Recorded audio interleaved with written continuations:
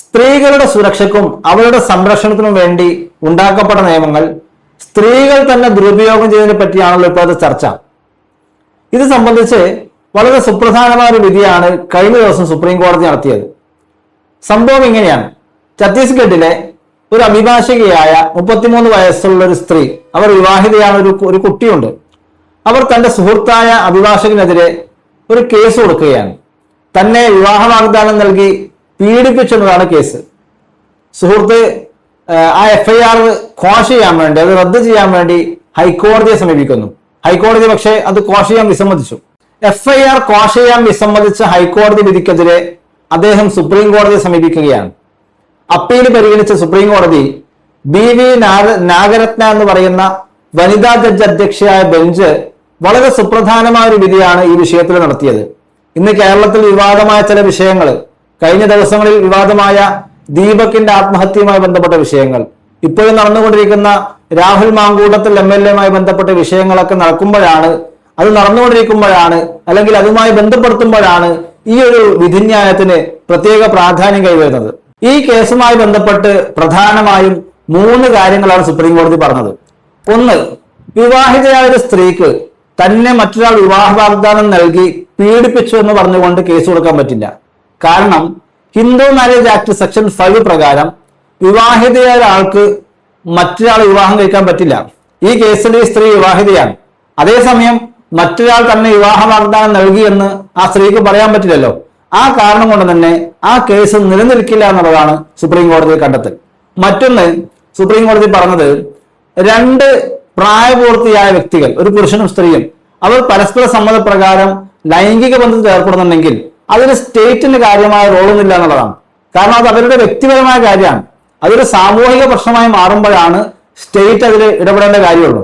മൂന്നാമത് സുപ്രീം കോടതി പറഞ്ഞത്, ഇത്തരം കേസുകൾ വരുമ്പോൾ താഴെ കോടതികൾ കാര്യമായ സൂക്ഷ്മ പരിശോധന നടത്തിയിട്ട് മാത്രമേ അത്തരം കേസുകൾ കൈകാര്യം ചെയ്യാൻ പാടുള്ളൂ. അത്തരം കേസുകൾ വിധി പ്രസ്താവിക്കുമ്പോൾ വളരെ സൂക്ഷ്മ പരിശോധന നടത്തേണ്ടതുണ്ട് എന്നുള്ളതാണ് സുപ്രീം കോടതിയുടെ നിർദ്ദേശം.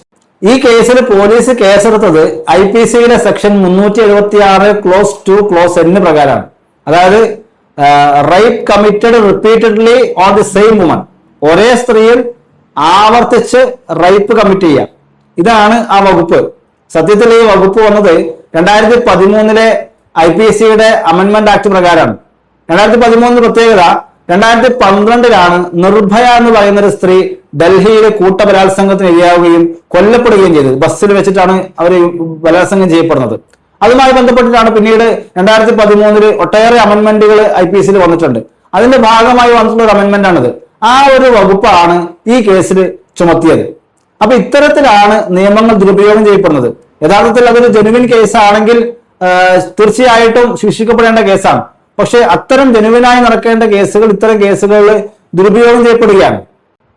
ഇതേപോലെ കഴിഞ്ഞ മാസമാണ്, നിങ്ങൾ ശ്രദ്ധിച്ചിട്ടുണ്ടാവും, സുപ്രീം കോടതി ഒരു കേസിൽ, ഒരു പോക്സോ കേസിന്റെ ദുരുപയോഗവുമായി ബന്ധപ്പെട്ടിട്ട് റോമിയോ ജൂലിയറ്റ് തിയറി ഇന്ത്യയിൽ നടപ്പിലാക്കണം എന്ന് പറഞ്ഞത്. അതായത് 16 വയസ്സിന്റെയും 18 വയസ്സിന്റെ ഇടയിൽ പ്രായമുള്ള കുട്ടികൾ അവർ പരസ്പര സമ്മതപ്രകാരം ലൈംഗിക ബന്ധത്തിൽ ഏർപ്പെട്ട് കഴിഞ്ഞാൽ അതിൽ ഒരാൾക്കെതിരെ മാത്രം, അതായത് അവിടെ പുരുഷന് അല്ല സ്ത്രീക്ക്, പെൺകുട്ടിക്ക് 18 വയസ്സായിട്ടില്ല എന്ന കാരണത്താൽ അതേ പ്രായത്തിലുള്ള ആൺകുട്ടിയുടെ മേൽ ശിക്ഷ വിധിക്കുകയും പോക്സോ ആക്ടിന്റെ അതീവ ഗുരുതരമായ ആക്ടുകൾ ചുമത്തുകയും ചെയ്യുന്ന ശൈലി അത് ശരിയല്ലെന്നും അത് മിസ്യൂസ് ചെയ്യപ്പെടുന്നുണ്ടെന്നും അതുകൊണ്ട് റോമിയോ ജൂലിയറ്റ് തിയറി ഇന്ത്യയിൽ നടപ്പിലാക്കണമെന്ന് ഒരു കേസിൽ സുപ്രീം കോടതി പറഞ്ഞത്.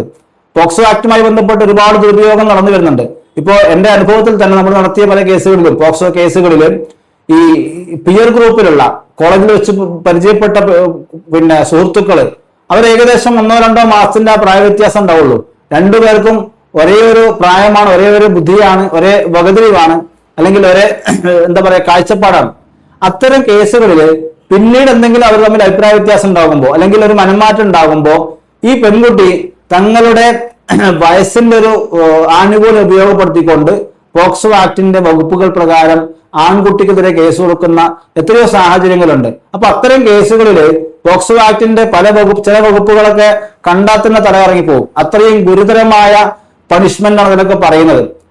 അപ്പൊ അതുകൊണ്ട് അത്തരം കേസുകളിൽ ഇത്തരം പരസ്പര സമ്മതപ്രകാരം പിയർ ഗ്രൂപ്പിലുള്ള സുഹൃത്തുക്കളായിട്ടുള്ള ആൺകുട്ടിയും പെൺകുട്ടിയും അവർ ഒരുമിച്ചിരിക്കുക അല്ലെങ്കിൽ നല്ല ബന്ധത്തിലായിരിക്കുക, അവർ പരസ്പര സമ്മതപ്രകാരം ഏർപ്പെട്ട ബന്ധങ്ങൾ പിന്നീട് അവർ തെറ്റുമ്പോൾ അത് ഒരാൾക്കെതിരെ ആയുധമാക്കുകയും അവിടെ ആൺകുട്ടി മാത്രം കുടുങ്ങുകയും ചെയ്യുന്ന സാഹചര്യങ്ങൾ ഒരുപാട് ഉണ്ടാകുന്നുണ്ട്. അതിനെതിരെയാണ് കഴിഞ്ഞ മാസം സുപ്രീം കോടതി ഒരു വിധിയിൽ പറഞ്ഞത്. സ്ത്രീപക്ഷ നിയമങ്ങളുടെ ദുരുപയോഗത്തിനെതിരെ വന്ന മറ്റൊരു കേസാണ് Arnesh Kumar versus state of Bihar 2014.